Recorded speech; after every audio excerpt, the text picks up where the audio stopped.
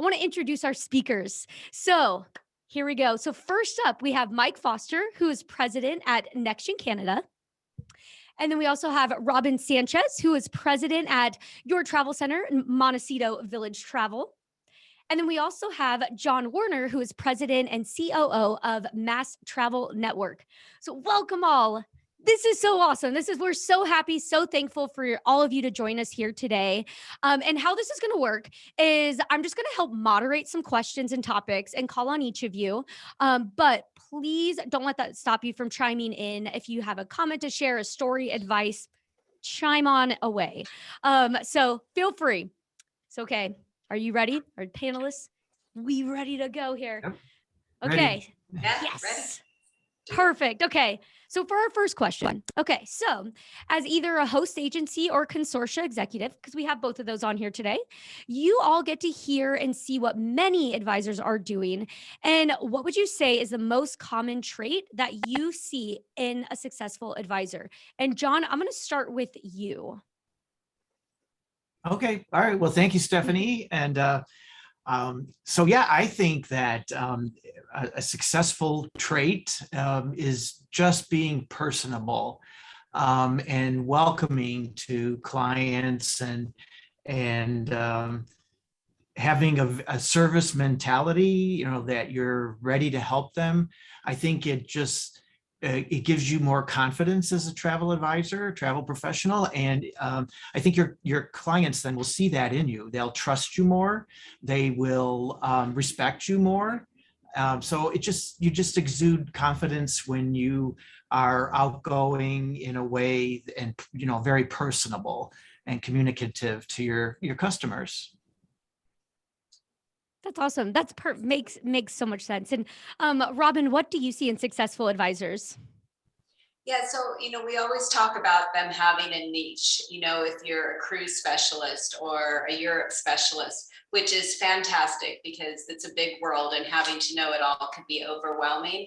But we see our really successful advisors also being full service. So offering, the vacation, the air to get there, the insurance to cover them from door to door, know the resources that you have available through your host agency or your consortia and use them and use each other.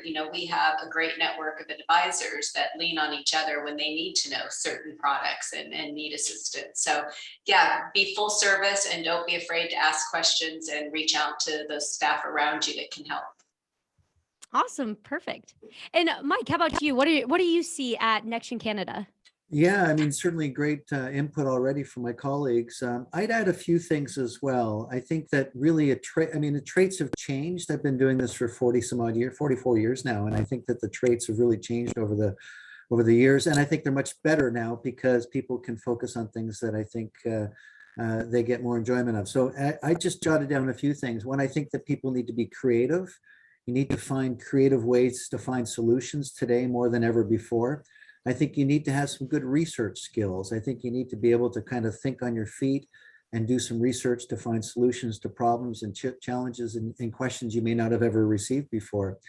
We sometimes have to be crisis managers today. So sometimes you need to be able to deal with the unexpected in an unexpected crisis. I think grit is another trait that I think really successful people have. And by that, I mean you have passion, kind of building on what John talked a little bit about, and you also have perseverance. You don't just give up. And I think also you need to have willingness to learn. You need to be willing to fail. You need to try things sometimes. I think also you need to be accessible. You need to be somebody who's going to have easy contact to your clients. You need to have timely responses. I think building on something John said as well earlier. And I think really you need to be able to articulate expectations more clearly than ever before. It used to be we were order takers. Now we act as consultants more than ever before. And I think it's really important that we articulate what we can do to help people. We manage expectations and we deliver to them. So just thought I'd build on some of the things that others had said already. Yeah, I love that. And I love grit. It's that entrepreneurial spirit. Yeah. Grit. Yeah. Yes. Exactly. I love that. And And so going off that too, so the next question would be is what would you recommend are the areas that a new travel agent should focus on and will set them up for success in the long run? So Mike, I know in previous chats you had mentioned, like niche and planning and marketing and so many things, but also when it whittles down, what are those most important things to focus on? Well, actually, Robin said it earlier. She talked about niche, and I think that's critical to success. I think you need to find your niche. You need to be able to focus on your niche. You need to be able to train on your niche, network on your niche. Robin talked about networking with other consultants. I think that's also really important, particularly people who are in your niche, whether it's a consultant or a supplier. But I think really having a focus for your business is key, and everything will come from that, whether it's your marketing, whether it's your training, your own travel preferences. You should be traveling to do the things that you're trying to sell as well. So I think if you have a good focus for your niche, everything can build from that. And certainly marketing is a big part of it today too. You need to have a brand, and I think you need to market yourself and your niche and your abilities to help people. But to me, it all comes from niche. Yeah, and Robin, I was actually going to go to you next as well. And yeah, the niche, that was a perfect setup there. Is how can one find that niche too? Like, what are the first steps you take to figure that out? Your passion. What are you passionate about? What do you enjoy doing? What can you relate to your clients? From your experiences, you know what you know. You need to share that with them. And, one thing I want to say, I was on a webinar actually this morning with another, I'm part of Allies, which is, a newer, whatever we're calling ourselves. But they were talking about setting up your business and using Teak or somebody to put your processes in place. As a new business owner, I think, it's really easy to jump in to start selling travel, but I think you really need to stop and be sure you're set up correctly. Make sure that you or your host agency is licensed and you're in the right states with that life to the people you're selling to. Make sure you have a brand. Mike talked a little bit about branding yourself. Setting your business up because you are business owners and presenting yourself as a business, but taking the time to do that, to working with your host agency, your consortium, an attorney, making sure that you have processes in place to, really have your business set up as a business owner. And then be passionate, like I said.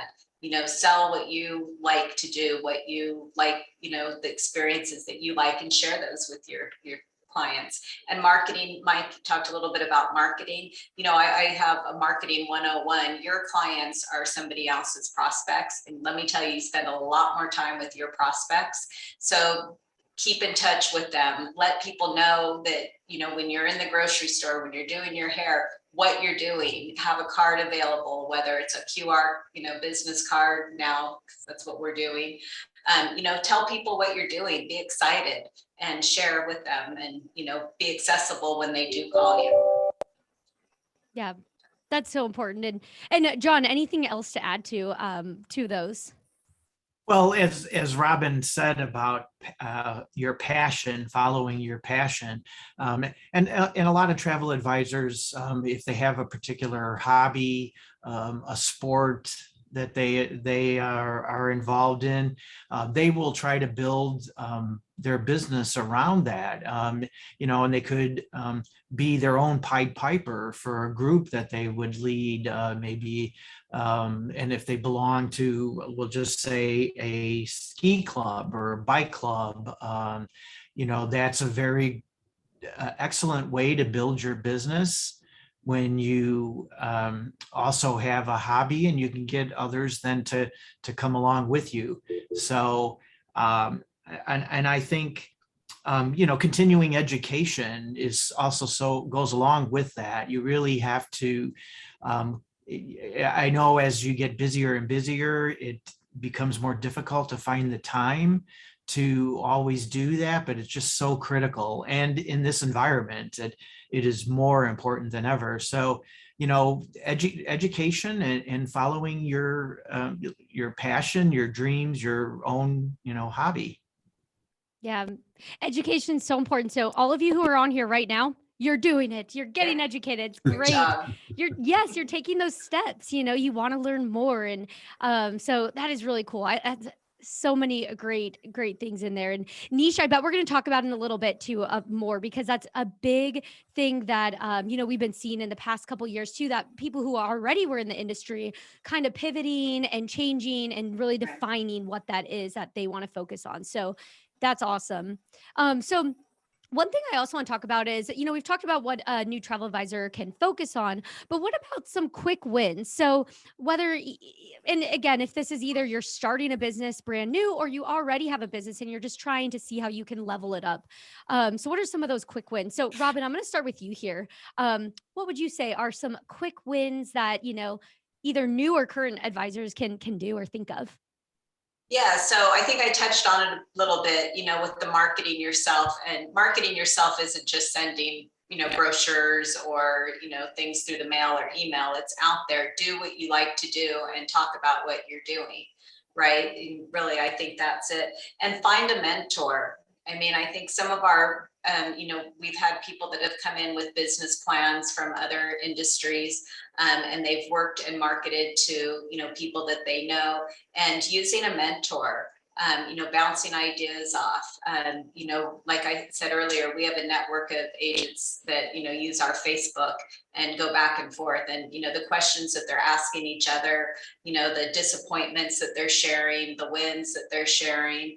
I think you need to, especially with everybody working, from home or from small offices now, it's really nice to have a network and put yourself around, so you can be celebrated when you do something good, and we all, the saying, fake it until you make it. It's a real thing. You want to present yourself, as knowledgeable, but you can't know everything. So having that network or a mentor, especially the first couple of years in, I think you will come away with a bigger win, after your first 12 or 18 months in the business. Yeah, I love that. Yeah. It's community, finding Yeah. that. And that's awesome. That's really, really important. You don't have to do it alone. There's people to help. And so that's really important. And Mike, how about for you? What would you say are some quick wins? Well, when I think back on my own career, early in my career, a couple of things that I got our business off to a good start was networking. And networked with other, with agents, of course, as Robin has talked about, learning through others, but also just networking in the community of prospects and potential clients. Did a lot of charity work. I worked on a couple of organizations where we did some fundraising. So you started to network with various organizations, business leaders. You got, you built up your brand, you built up your name and your reputation. And the networking, to this day, I still benefit from networking that I did 40 some odd years ago. Joined the Chamber of Commerce. I became a Rotarian. Joined a business club. There's lots of lunch and breakfast clubs.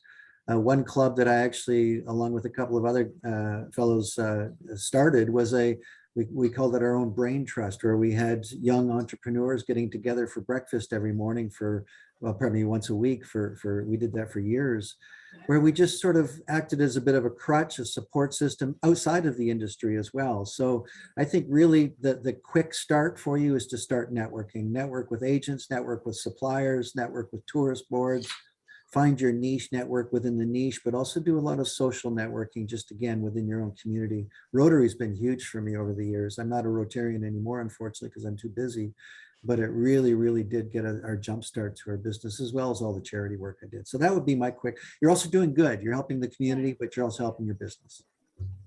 Yeah.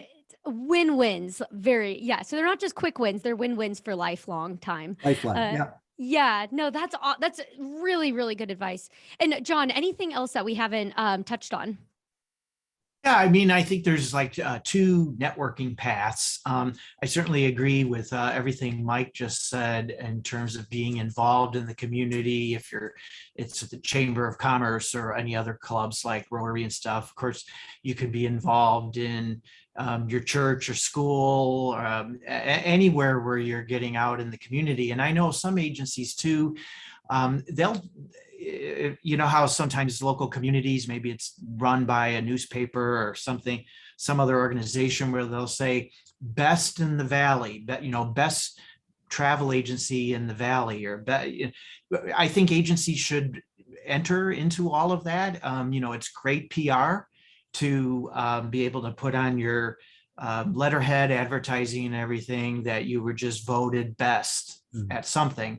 And then I think going down the path that Robin has brought up with not only mentorship, but being involved in the travel industry community. It's, whether it's your consortia or host agency, or whether it's ASTA, whether it's some kind of a travel industry organization too, you want to network there as well.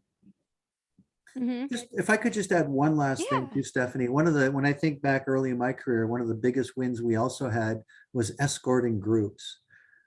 Traveling with groups is really good, particularly in your niche, but if you can travel with these people, you'll develop personal relationships that will build forever. So you don't just get to know them through a business relationship, you develop a deeper relationship. And those have been huge for us over the years too.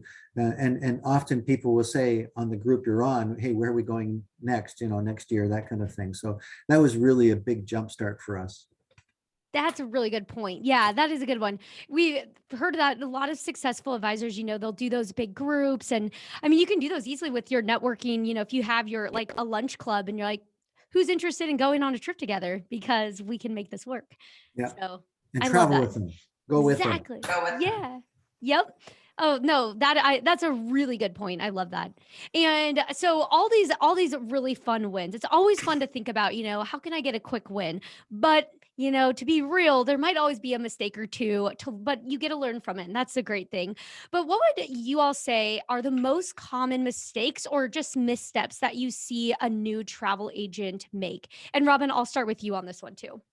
Yeah, never assume. Never assume even your most experienced travelers know everything that they need to know. You need to walk them through every step, especially in today's, where we're at today after coming out of the pandemic. The world is changing all the time. So, I would go through every step of their trip with them beforehand, cross all your T's, dot all your I's, whatever supplier you're working with, make sure you understand, everything that they're going to provide and everything they're not going to provide. And, the resources while they're traveling, while your travelers are traveling, make sure that they have after hour numbers and, insurance. And, again, just never assume even the most experienced travelers, because they don't. There's always something that comes up that they don't know. That's a good point. Biggest advice. Yeah.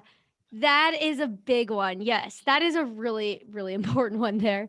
And John, how about for you? I think not having a plan. If you're, you can set annual goals and so forth, but I think you have to have a plan. It has to be a written plan, something that you can constantly refer back to. I think it definitely having it in writing keeps you on track, or keeps you honest about it, so to speak, that you're going to follow through on things. So I think a lot of maybe some people wing it, but I think you have to plan for success. Mm-hmm. I like that. Plan for success. That might be the motto of today. I like that. Yeah, that is good. It's catchy. And Mike, how about for you?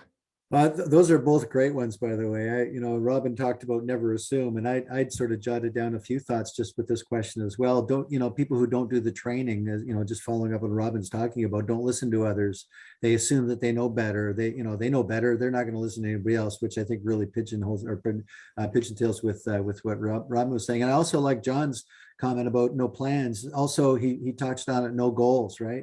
So if you've got no plans, you've got no goals, you've got no niche, I think that's really important. People who depend only on their friends and family, you're not going to, there's only so much travel you can sell with friends and family. That's not good. But I also just add a couple of other quick things. One is that you have no focus, which I guess really goes back to no niche. But one I think is also critically important today. If you don't have fees, you need to have a service fee plan. You need to have a service fee program. And even if your plan is not to have a service fee, you need to have a plan. You need to give thoughts to this. And your service fee is not just to make more money, which you're absolutely entitled to because you're doing more work, but it'll also help you to weed out those people you don't want to work with. Because too many of my colleagues in the past, again, I've been doing this for over 40 years, we too many times took on people just because they called us, right? Somebody's calling us, I guess we got to look after them. No, you don't have to look after them. And a nice way to make sure that you either don't look after them, and a nice way is to introduce your service fee. And if you do look after them, making sure that every transaction you do is a profitable one. So I would just add service fees is a big one that people need to focus on. Yes, that is huge. And actually, I was going to bring that up in this because, like, we have to talk about service fees is huge, huge. And especially we've been seeing it a lot more. Just from the pandemic, and just a lot of that has been coming up. So this is actually a really good pivot. So we were talking about, the wins and the missteps, and, just always trying to stay ahead with more wins, obviously. But that also means staying up to date on industry trends and how can you put your best foot forward. So with service fees, that's one of them. So, but what are trends looking for, or looking like for new agents at your own host agency or consortia? And what are you seeing in the industry in general? And actually, Mike, I was going to go to you first because of service fees, but are there any other trends that you're seeing with your own, with the travel agents or in the industry? Yeah, I guess, you might call it a trend, or you might call it just renewed focus, or maybe more focus. Absolutely, service fees is huge, not just for more income, which is absolutely the case, but also for making sure that agents are only focused on the business that they want to do, and not waste their time and energy on what this, the close ratio is going to improve a lot. We talked a couple of times already about a niche or a focus for your business. You may have more than one, but I think, in order to really, really be good at your job in travel and to really deliver good value, particularly in a niche, particularly with some area of expertise, you need to have a focus for your business and niche. You can't be good at everything. And a niche can be a variety of things. It could be a geographic niche. It could be a demographic niche. It could be the kind of travel or the reason for travel niche. You can look at a niche from a variety of perspectives, but you do need to, I believe, at least you need to have a focus. You may not know it right away. It may take time, and you may have multiple niches, but that's huge. The other thing is branding. You really need to make sure you're branding yourself. There's huge opportunity today. There's so many agents who've retired, who've gone out of business, whatever. People are coming new to the industry. You have a huge opportunity, but you need to brand yourself as well and really focus on training. Training is huge. You cannot, you cannot go out and try to sell travel when your consumer knows more about the destination or the product than you do. That's not going to work very well. You're not going to get much of a feed, so you really need to focus on your training as well. And I think just more, there's this huge opportunity today. We're respected more. There's more opportunity for income. There's more opportunity for growth. I just think if you focus on these few fundamentals, your service fee, your niche, your branding, and your training, I think everything will fall into place. Yeah, that's awesome. It all so important things in there. And Robin, how about for you? And another question too, kind of on that, is what are you seeing for like the trends and stuff? But also, how can agents stay up to date? Are there resources that you know of that are very helpful? Yeah, absolutely. So I think, talking about the trend and, with all the host agencies that are out there now, we are allowing our advisors to brand themselves, like Mike said. And it can be overwhelming to start, but like I said earlier, you really need to stop and make sure that you put your business plan in place. And I think John touched on setting goals and being accountable for your goals. And, if you don't have a partner, have a mentor, like I talked about earlier. I can't emphasize enough, have a mentor, share your business plan, keep on track. The fees need to be a part of that.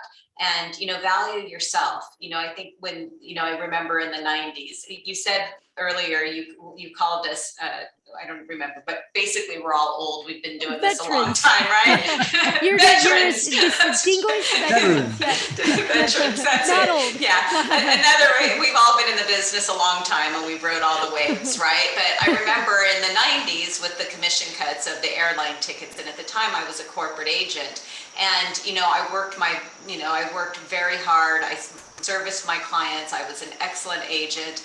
but I didn't value myself or value what I was doing at the time.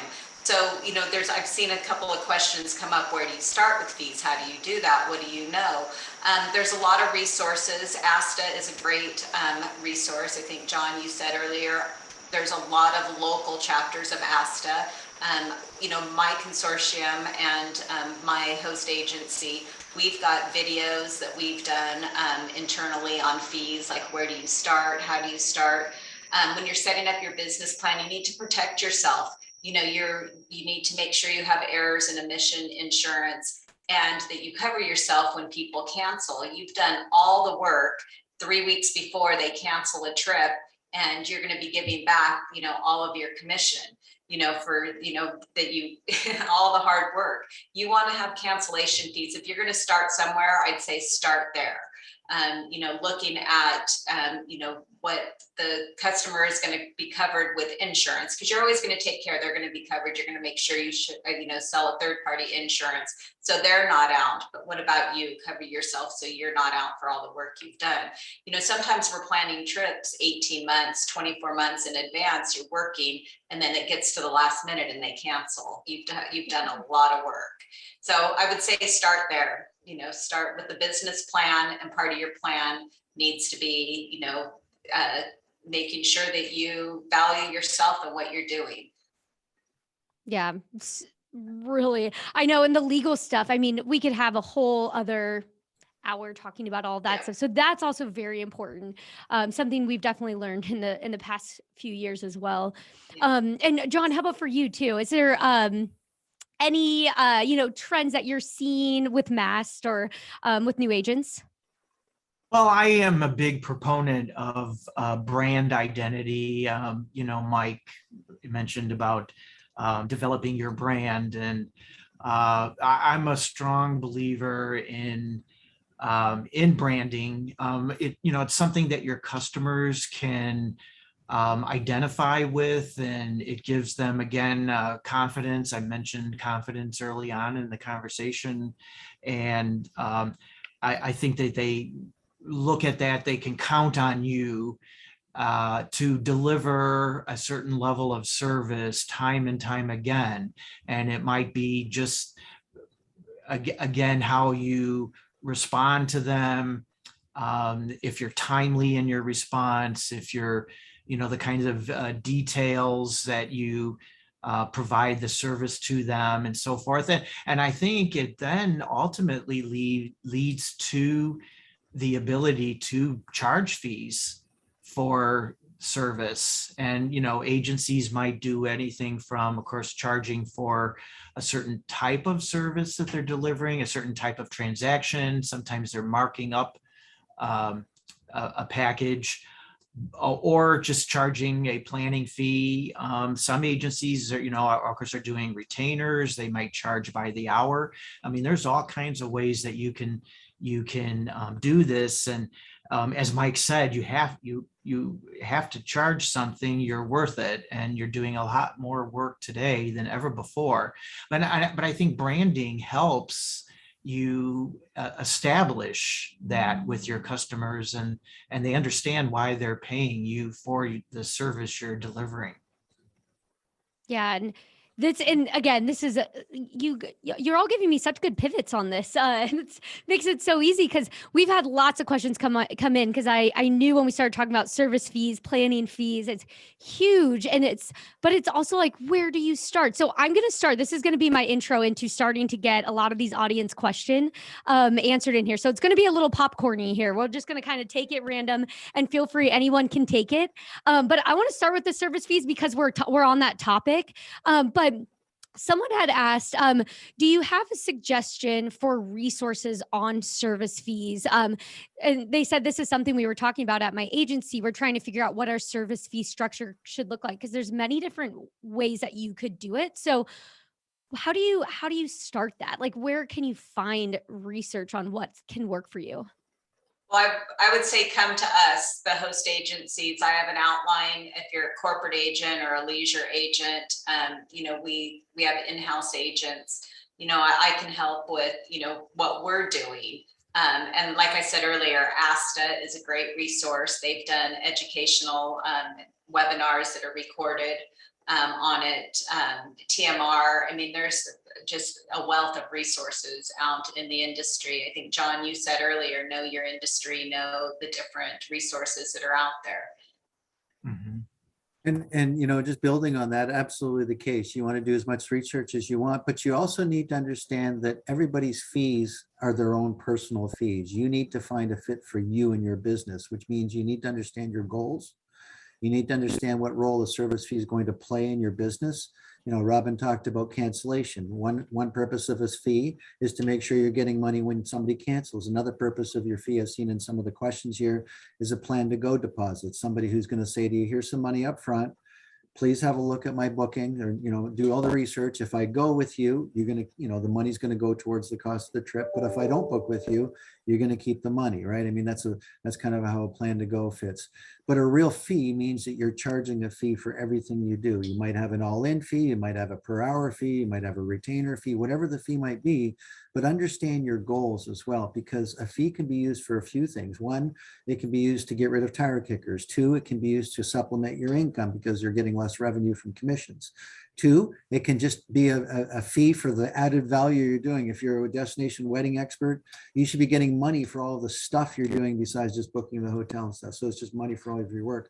But it can also be used, again, just to reduce the number of tire kickers you deal with. Those people that call you up looking to confirm a price that their regular travel agent's given them, or, you know, you've got 10 people going away in a small group and each one of them are calling a travel agent to see who gets the best. You don't want any part of that. You don't want to have anything to do with that stuff.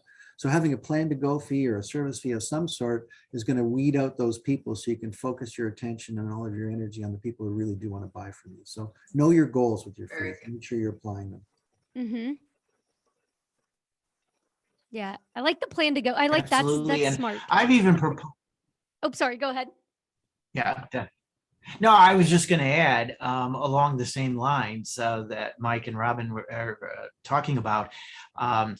You know, you don't have to just come up with a number and see what sticks out there. Like, you know, try it and see if your customers are willing to pay it.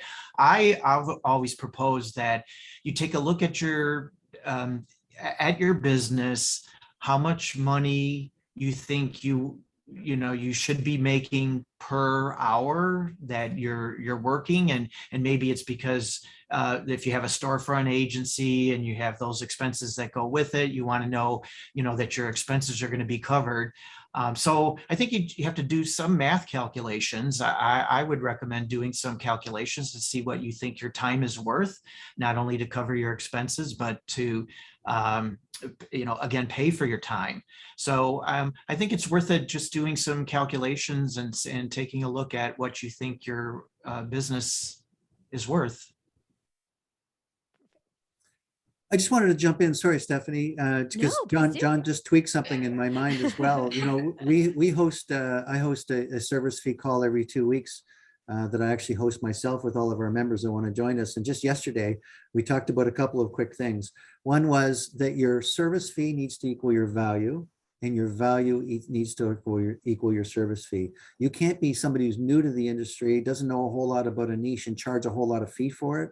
People were going to see, I mean, if they ask you to book a trip to India and you have to ask them where India is on a map, you can't get much of a fee from that. You need to understand, your value has to equal your fee and your fees to equal your value. And the other thing that I thought was really, really good, I found this quote, I can't take credit for it, but if somebody complains about your fee and then buys from you, your fee is perfect. If they complain about it and then buy from you, it's perfect. But you can't use somebody else's fee, right? Just because Robin is charging $50 doesn't mean that Mike can charge $50. If I don't know as much about Robin, or I'm not as good as Robin, I shouldn't be charging as much as Robin. On the other hand, if I'm a real expert in whatever it is, I should be able to charge 100. So your fee needs to equal your value, and your value needs to equal your fee, but you can't use somebody else's value to come up with your own fee. Good. Very good. Yeah, that's really important because of how we're talking about, go research, check it out, but it also, and the thing I know that we've talked about before on other webinars too, is a lot of times once they introduce a fee or a higher fee and you already have clients that haven't done that before, getting that system. So not to be afraid that that fee's not going to stay the same. Possibly it might change, and having that, lots of people do that in the industry. I know it was a big one. And Stephanie, I can add an example, a further example to that.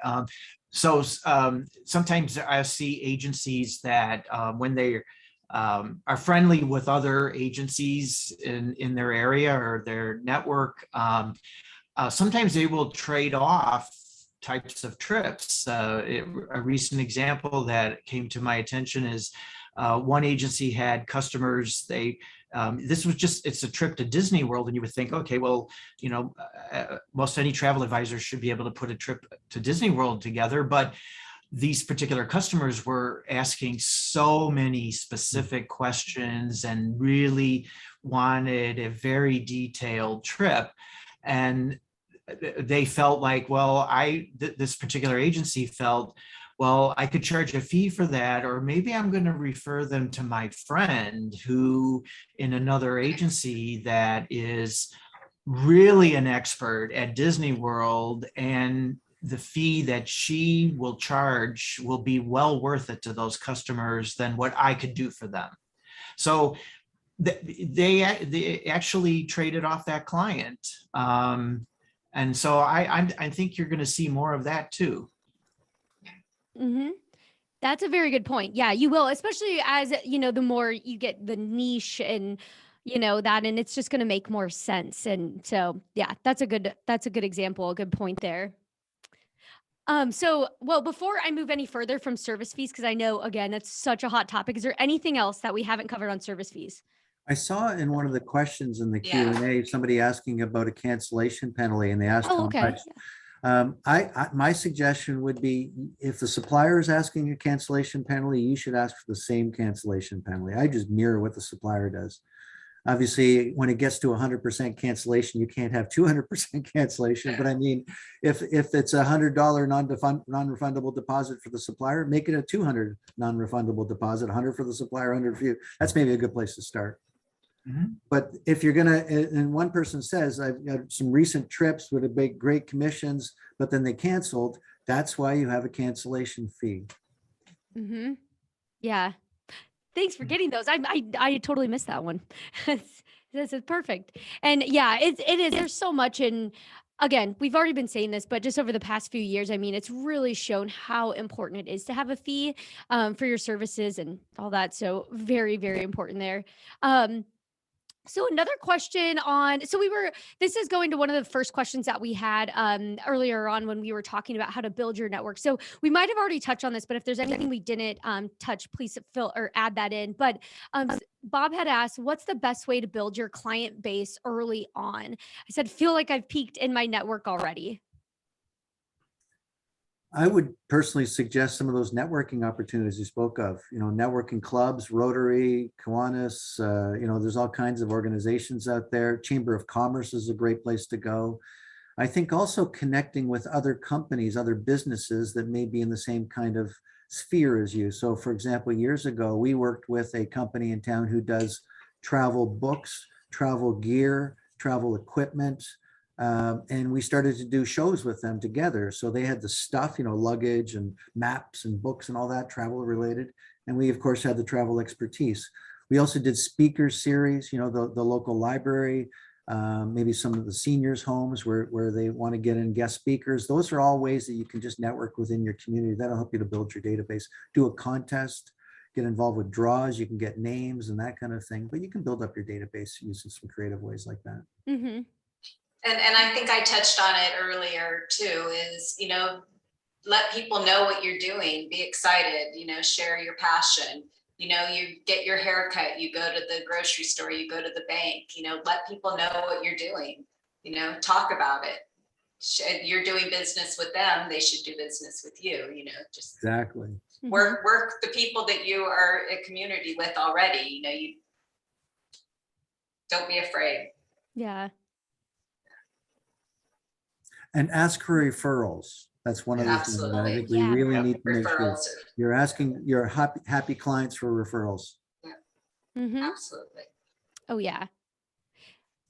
And social media, I know a lot of our advisors are using social media. They're, again, sharing their experiences, their travelers, their clients' experiences. And, you know, people want to be around people that are doing fun things. And, you know, so use your social media. I'm not sure I understand. Oh, My mine watch. does that too. Mine does that too. I thought it was mine. Like, oh no. It never works when you want it to. No. It's literally every time, like when I'm doing a webinar and that happens, I'm like, ah, it kind of jolts you. It's Stop. scary. I know. Stop. And so yeah, the social media is a really big one. And do any of you have, I always love asking this question, is do any of you have any like successful stories of what you've seen travel advisors doing on like social media and that's really helped them? I think the experience reels are really cool now. You know, they're short snippets, but they draw people in, and so they're having a lot of success with that, with the reels and snapshots of where they're at and what they're doing. And you know, again, sharing when you're out and you're looking at hotels or you're looking at new cruise ships. You know, that's what people want to know. They want to see what you're doing, what you think is cool. And sharing your experiences. And I think social media is the best way to do it these days. Oh yeah. One story I can think of is at the beginning of the pandemic, when nobody was traveling, we had a couple of agents who were traveling. They were visiting any hotel or cruise ship that would let them on. They took videos of everything and they shared it all on the internet, you know, through social media with anybody who wanted to live vicariously through them because nobody was traveling. Right. And also they started to build up a bit of a following of people who are getting ready to travel, right? I can't wait to travel again. I see there's people traveling. How are they doing it? So they created a following and their business has just taken off like crazy because they had been traveling during the pandemic. They knew how people could travel during the pandemic. They showed them how they could travel and they got a following of people who just said, these guys know what they're doing. So, you know, we can't turn back the clock, but if I could, that's something I would do if I was an agent. Yeah. I would get out and visit any hotel and resort and cruise ship I could and just tell the world about it. Yeah. Another thing I've seen travel advisors do too while traveling is they'll, especially when they build up that following, as Mike just mentioned, they'll say, join me on my, I'm going to broadcast live from the beach in Jamaica or something tomorrow and watch, watch my broadcast and I'll give you a tour of the resort. And that seems to work well, very well too. Yeah. And you know what I love about all those is it's free. Like, so using social media is free. And so, yeah, really, really cool. And that's a good point too. I saw a lot of, those who are doing really well because they were traveling during time, but there still is that. I mean, there's still so many questions, you know, countries changing things or the rules, or do I need to upload this or that? Like what is needed? So still very reliable. Great ideas that you could do literally right now too. And another question that came in, this is going back to our previous conversation about like referring people. But someone had asked, because I've seen this question a lot before, is what about referral gifts? Like giving your clients some kind of referral bonus or a gift card. Do they really work? I've seen both sides of it. So what would you all say? I think a referral fee is great, and I would do it off of their next trip. So give them, you know, if they refer somebody, give them $100 off their next trip because they're going to bring it in and spend it with you. You know, something like that I think works well. Mm-hmm. Absolutely. Everybody likes a thank you, but what better thank you than something that leads to another piece of business, Robin? Exactly. Absolutely. That makes a lot of sense. For sure. Yeah. Yeah, I like that idea because it helps them. It gives them something, but it also gives you a little bit, like you have to keep coming back. So I really like that. So I know there's still some questions here. I don't know if we have as much time for them, but here's one. I'll throw this one out there is, someone had asked, I'm looking for processes and procedures to make certain that I'm covering every detail. So again, that is really important when you're a new advisor. You know, there's a lot of things you might not be thinking about until you learn the lesson and then it's too late. So hopefully, you know, you can know ahead of time. So what are those, what are some good suggestions to get those resources or understand so you don't miss a thing? I think, I mean, as a host agency, I would say start with me. You know, we have a lot of tools and resources that we share with our advisors that they can use. I just heard a new thing this morning, Teak. So Jennifer and Robin, fantastic. I spoke with Jennifer this morning. She was on a webinar I participated in. They've got some fine tuning things that you can do to set your business up with SOPs and, you know, the legal things that we talked about, using Travify, using Client Base, using Travel Joy. I mean, you know, something like that, they'll help you go from A all the way to Z with your business. I don't know a lot about them, but they piqued my interest, and I'm a veteran. So, you know, this morning, and then, yeah, your host consortiums, ASTA, you know, all those resources, use them. Yeah, I have to say too, Robin was on our webinar earlier. So she was on, so it's super funny. Yeah. So that's first really time funny. I heard about it, and it seems like fantastic. Yeah. Yeah, it's super awesome. But yep, that's really awesome. I just had to throw that in because I thought that was funny. Yeah. I know it's so funny whenever you leave it open. Silence. Like, who's it going? Where's it going? I want to make sure. I don't want to make sure I don't miss anybody. But yeah, it's really awesome stuff. And I know we're coming up here on time. This was like the fastest hour of all time because that went really quick. It's when you're having fun, just is so good. But this has been amazing. But before we go though, is there anything else that you would say? Like, I know we kind of already touched on this, but I did see a question, which is actually a really good one to end with, is what is the let me say it word for word here. Okay, well now I can't find it, but maybe, basically, what is the number one thing that people can do? They are starting right now. What is the number one thing? And then any final thoughts to throw onto that for each of you? Well, I'll start. I think, you know, there's just such a, the general trends for new agents and in trying to get more professionals to come into the business. It's just travel advisors are greatly needed. It's rapidly growing again as the travel advisor industry coming out of the pandemic. There's high consumer demand for a professional travel advisor, but suppliers are also counting on us as well to help grow their business. And there's, the high value customer, the high margin customer, those customers are using travel advisors. So the value that we bring to suppliers is tremendous. And I think all of our suppliers want to see travel advisors to be successful, and they are looking for the industry to grow because it will help them grow. Mm-hmm. I'll go next. So talking about suppliers, and I had this jotted down, is your host agency or consortium, they vet a large number of suppliers. So use your preferred suppliers. You know, we do supplier trainings several times a week. Virtuoso does, know your preferred suppliers because they have been vetted. And they are the ones that, our other advisors are using. So they can help you with that. You want to use somebody that or your host or consortium knows. And then there were a couple other questions. TEAK is TEAK. That was one that popped up. And then referrals, we talked about referring to other agents. So I'll end with that. And we